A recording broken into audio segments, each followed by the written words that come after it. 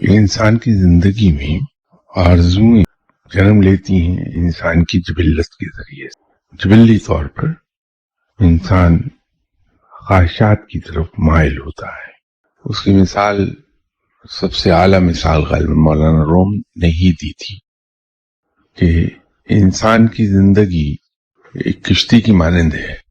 किश्ती को सिर्फ उतना ही पानी चाहिए जो उसके वजन को उठा सके और किश्ती तैरती रहे।